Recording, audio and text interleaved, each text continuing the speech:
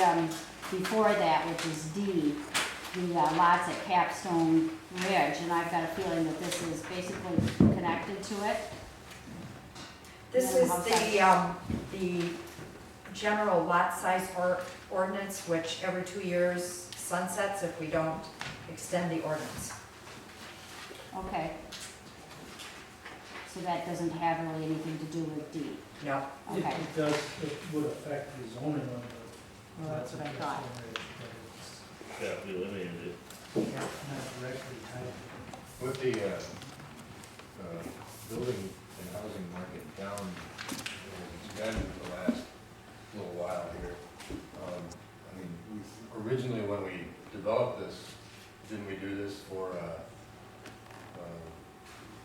the idea was we wanted larger homes, we wanted to redesign when these plats came in, that we had the starter homes, intermediate homes, and larger size homes. And we let it go for 2 years and renewed it, and now it's another 2 years coming up. And one of the problems would have been that there were going to be these large lots, and nobody would build on these lots because things would, building would kind of take it down some. But so the question is, if we allow them to build smaller lots or smaller houses on these lots, so they're going to be building next to somebody who's already got a large home, and what kind of problem is that going to cause? I think there's people out there with lots that could be probably divided, and smaller homes could be placed on those lots.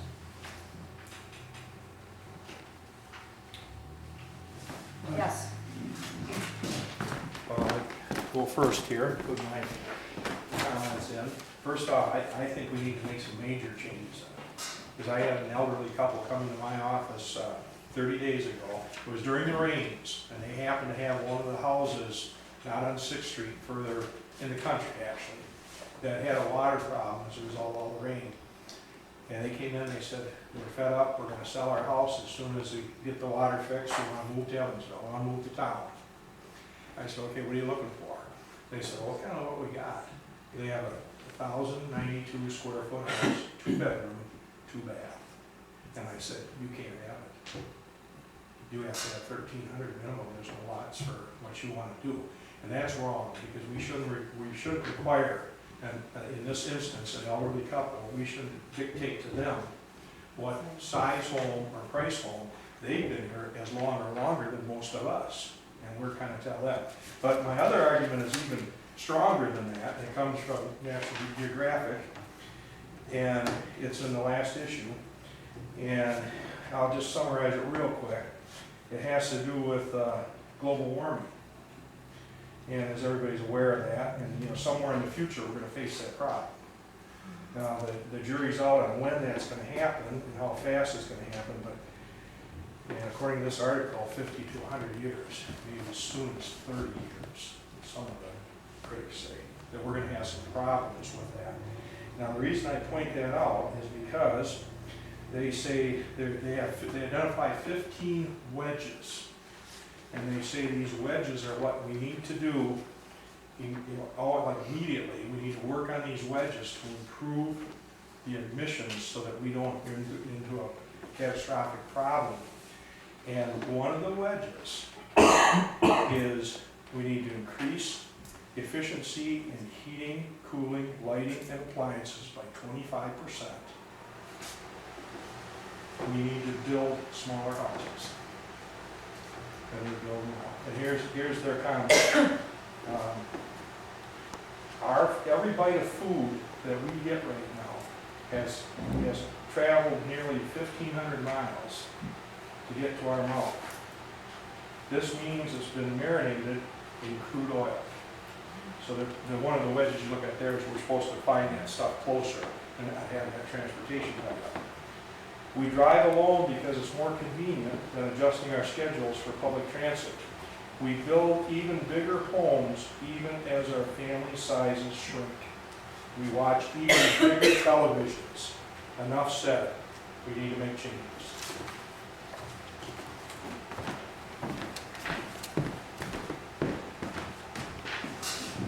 Other comments? Yes. The house sizes and the lot size and restrictions on these, in today's economy, it's just running us out of business. But because of the way the lot laid, he had a full exposure back there, had exposure, so he was able to utilize that in like a two-story in the back of the house. And that was more reasonable to finish for him, and he ended up with like 2,000 square feet. So see, but we couldn't do that in the current code because we'd have to have that 1,300 on the first floor. Yes. In R1, one single-family dwelling unit with total floor area on the first floor and above of less than 1,300 square feet. So there is R1 allows less than 1,300 square feet. So there are provisions for less. Okay, I guess I just don't have any of them. Okay, but there, it is allowed. Yes. Lori Allen, No, I don't. True. I'm in favor of letting the market dictate, what the people are looking for. My first home I used to was a new home that I bought in 1987. That don't fall under these regulations, correct? Correct. Where are they at, Bill? Oh, all the infills. There's not that many. In fact, I bet I could count them on one hand. All the infills? Yes. Oh, no. Well, where are they? We've been through the whole map, they're all over the place, you know that. All the infill lots around town. No, I don't agree with you, you have to show them, because I don't Well, know. how about like right next to me? I mean, for instance, I have one vacant lot next to me, there's vacant lots all around town. None of them are applied with this ordinance. No, I don't think there's that many. 50. I don't agree with that either. They're not all for sale, but there's that many. I got the only one on my side of town that's empty lot. There's nobody else on that side of town. See, the circumstances exist, but they're not for sale. No, I understand.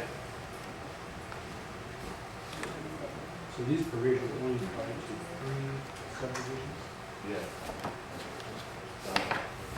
Yeah. Still left being regulated. Yeah. Pretty much the market's telling us right now one thing, no matter what market we're in, you can sold them.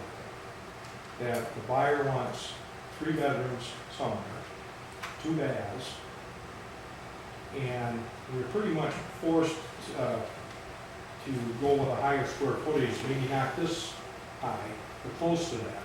Where I personally have the problem with it is the creativity of being able to use exposure in other areas to make up more of that square footage. And you have to have the right lot to be able to do that on, the LL12, and then you have to come and get a conditional use to it.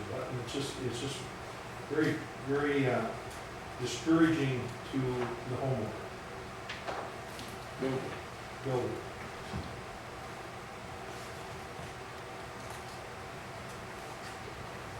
Discussion. Tom, you mentioned you had a couple homes out there, one larger, one smaller. What are the sizes of those? They're both almost, one is 16, one is 15. Also, they're not that big. People who, Oh, yeah. you know, Well, I haven't got a half built one, there's only one party living out there, can't sell them. We don't like space. You got 5 houses or 6 houses out there, and then you want it sold. Now, those 2 that you got sitting there, would they have sold if they were 1,100 or 1,200? Sure. And just, I've got 2 sitting there, and I still gotta build another one, because I can't stand still. I gotta hope that the market's gonna change. See, another thing, Mason, what you just brought up was, you still gotta fit those components into the square footage. So you're not gonna get the 1,100 square foot house. You can't get that in there. You may get a 1244, you may get a 1292. And there's combinations that, and it also depends on what you can do if you have any kind of slope. Now, I'm at a disadvantage on 6th Street, on flat. Tom and Capstone have got some time to it, so they can utilize it to their benefit. Well, and Roger, I mean, realistically, when I throw out those numbers, I'm not sure that they even really mean anything to me. It's pretty arbitrary because, you know, I mean, I'm not passing the buck here or anything, but I was a part of this committee when this occurred. Frankly, I don't know why it did. Maybe a little history on that would be warranted at this time. Again, some of these numbers seem arbitrary because at the end of the day, the market's going to dictate, you know, who buys what and where, and There were reasons for it. How this Well- got started was the previous city administrator decided he was gonna have all large upscale houses. That's how this got started. we didn't have a vote. No, he's gonna push it through. See, one of the problems we have is everybody would like to have more expensive homes in a community. But that's So they already live here. That's a balancing act, because do you do it at the cost of somebody trying to get into the market, the first-time home buyer, the young couple? We have to balance out so that everybody has an opportunity to purchase a home. Now, in the restrictions on Sixth Street, now I'll talk about mine out there. I've got a lot of lots that are restricted to 1,600 square feet. I tried to explain to Bill, that is not an upscale area for that type of housing on Sixth Street. Doesn't matter, you're gonna take it. The place where you'll get more upscale is you'll move to Capstone and to Grand Orchard. That'll demand a little higher priced home. Most of Sixth Street will be a repeat of what Sixth Street is. And that is fine, that's great for those people. It's kind of interesting, I told, when I was going through some of the controversy over house size, I said to the previous administrator, well, what do you think of the lots north of Main Street, the homes up there? Oh, I like those. I said, it's the same floor plan. It's the same homes. It's landscape that makes the difference. It's the trees, the yard, the driveways are in, it's all finished. Because it's the same builder that built the north side that built the south side.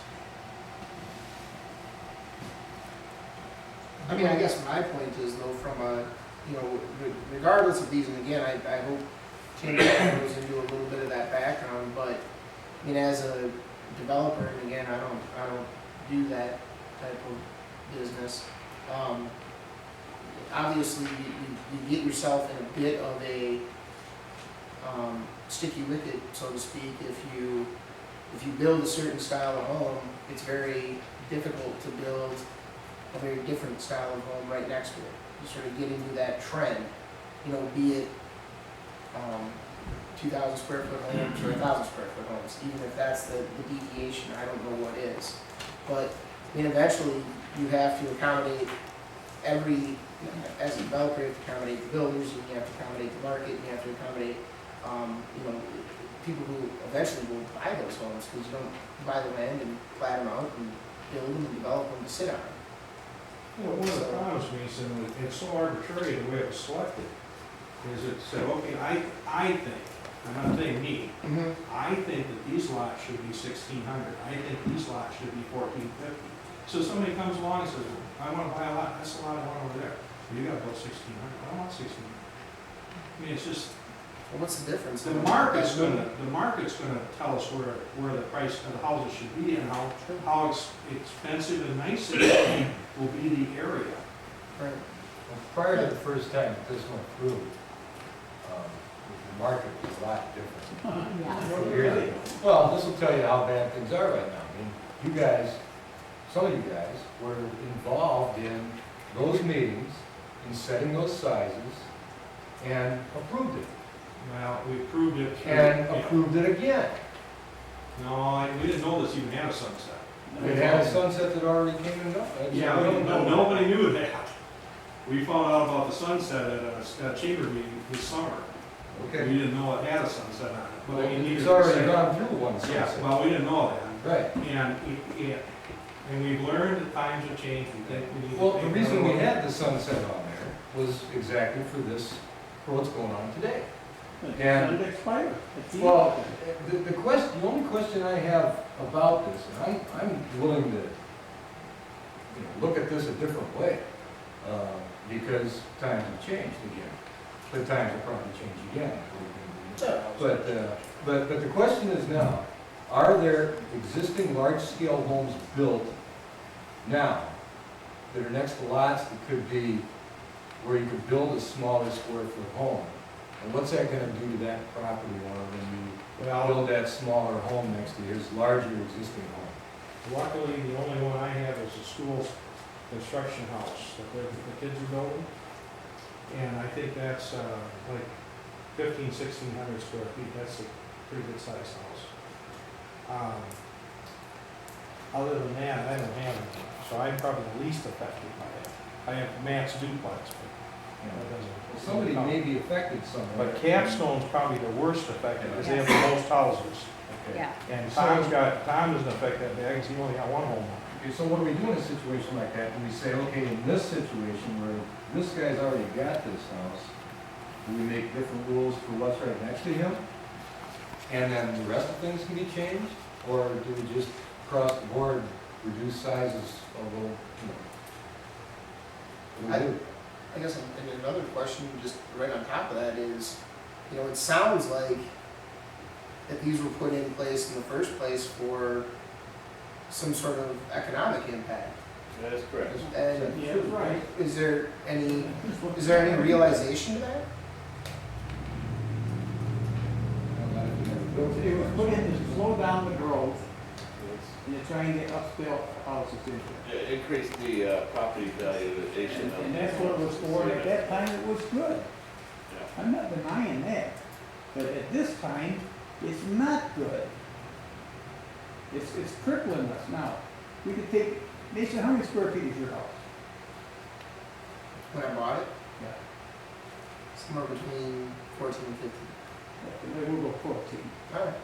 Okay, now, if you take that house and finish the basement with a walkout and have 2,200, 2,300, 23. see, that's the difference. But I can't do it with the rules the way they are here. One You have to question, have it on the first floor, so many square feet on the first floor. Right. And you have to tell you. Is all of it that way, Tom? Yeah, pretty much. You see, nobody that's gonna build a house, when we start taking, you gotta come to I the. don't remember who made the comment. I'm willing to look at it a different way, but I don't want to be making legislation based on, okay, the economy's bad this year and next year it's going to be good, or 2 years from now it's going to be good. Well, we wouldn't be making legislation, we'd be just. Yeah, I mean, I'm willing to look at this a different way. But, this is a nationwide problem. And to say, okay, we're just going to change something for the sake of the fact that the economy is bad right now that's not an adequate reason to throw ordinances out the window. Well, my point from the National Geographic article is simply. But that's what I'm We should saying. change it anyway. That's my Whether the point. economy's good or bad. We can look at it a different way maybe, but not. We're taking resources and we're not using them maybe as wisely as we should. Example, an old couple, a single person. Does a single person need 1,300 square feet? Well, it depends on what that single person does. But they will decide, Mason, correct? They will decide. This ordinance, when it went into effect 4 years ago, was not just done overnight. I remember this one was done over a 6-month period of time. This is a long one with a lot of states and things like that. And these numbers are all haggled forever, it seems like, and everything. I hate to throw it away one evening, considering all the information we had before us before we made the decision. I remember a big proponent of this at the time was the school district. It was really driving us to get to bigger homes because we were bringing in so many starter homes at the time and really affecting the, every starter home was coming in, a lot of them were coming in with kids and really affecting their property valuation on the school district and such. So they thought that this was too low. Remember that?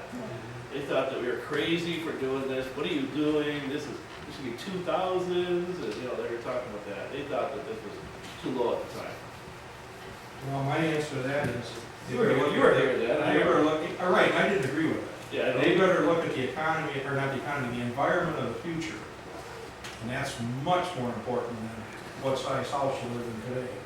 And if you look at the Observer recently, and I haven't followed the latest update on it, and maybe Mr. Wolf can tell us, but there was some discussion about the school district having a declining enrollment. And if you listen to Brett Davis on the public radio, out of his 11 districts he governs over, 7 of them have declining enrollment. And Brett said that is far worse than a growing district. So, I mean, there's a lot of things to look at. We went from slow down the school to, whoops, maybe we got declining enrollment to, and if you read the review of about, I think that was a year or 2 ago, the school depends on growth. yes, You can't get any growth this year.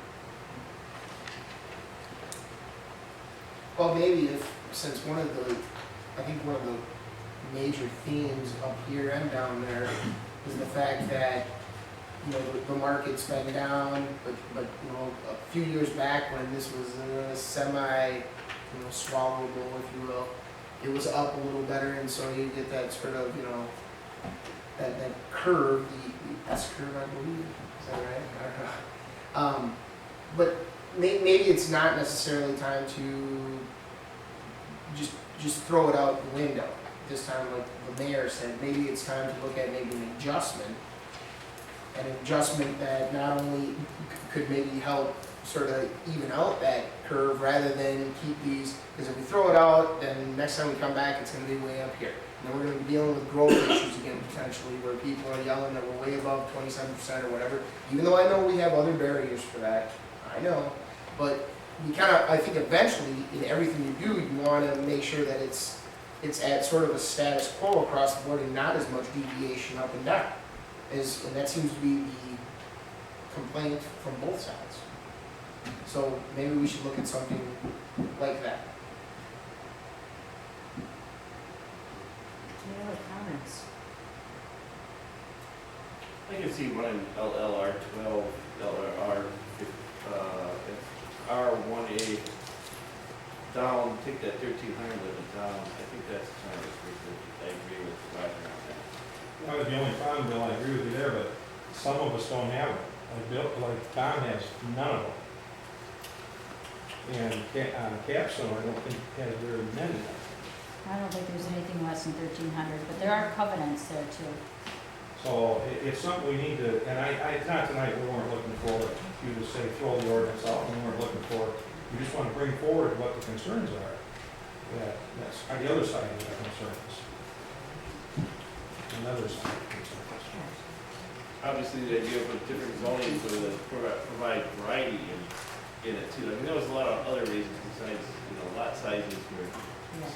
this was titled with lot sizes and housing, and we had different locations, and he was just insistent. Oh, I sat on it too. You know, I was most of the time not happy.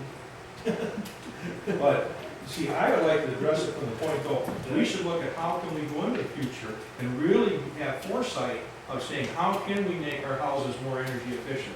How can we be less of a pollutant and use resources? Focus on how we can make our community greener in everything we do. Okay, Tim needs direction again. All right, I'm gonna attempt to give you some direction again. Because this is what I would like to see. I'd like to see, first of all, some sort of encapsulation which provides the history from all angles. Okay, on this, since I wasn't around That's during really that time. fair, because it's been 4 years since and this was a big debate. That's one. Community-wide debate for 4 years. Actually, 5 years. 5 years, yeah. It was a big thing at the time. Okay, I'll go back as far as it takes. Okay. I got the history. Yeah.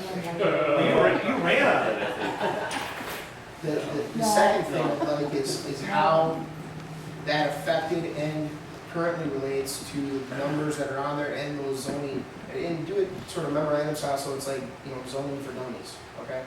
I don't wanna have to go back and look at the, you know, codes and everything else, where I'm just trying to watch a Packer game and all that stuff. Well, they have, Oh, yeah, okay. these subdivisions are all color coded, so it's really easy to see them, you know, these three subdivisions.